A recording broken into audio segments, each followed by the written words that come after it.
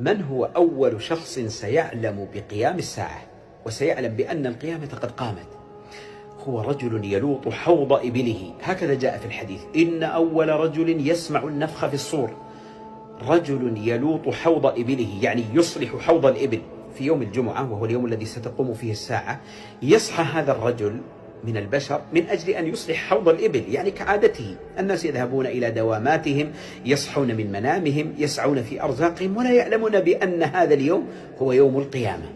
فإذا بإسرافيل عليه السلام ينفخ في الصور، والصور هو قرن عظيم كما وصفه النبي صلى الله عليه وسلم، أو بوق عظيم خلقه الله يوم خلق السماوات والأرض، ثم أوكل إسرافيل عليه السلام من أجل أن ينفخ فيه إذا قامت الساعة.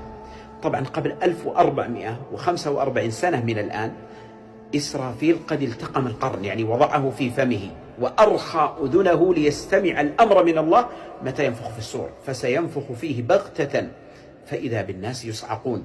يصعق الناس جميعا، ولا يبقى من البشر ولا من الملائكة ولا من المخلوقات أحدا إلا 4. بعض الروايات الأنبياء والشهداء، وبعض الروايات تقول بأن الله يقول لملك الموت: من بقي بعد أن ينفخ في الصور؟ فيموتون جميعا، فيقول له ملك الموت: لم يبق إلا وجهك وأنت الحي الذي لا تموت. وكذلك جبريل عليه السلام، وكذلك إسرافيل الذي ينفخ في الصور، وكذلك أنا ملك الموت.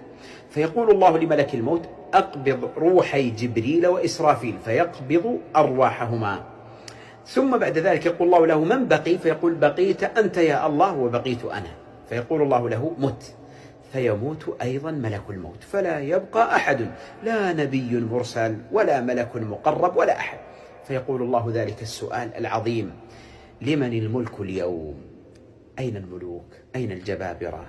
أين المتكبرون؟ أين الطامعون في هذه الدنيا؟ لا يجيبه أحد، فيجيب نفسه بنفسه: لله الواحد القهار.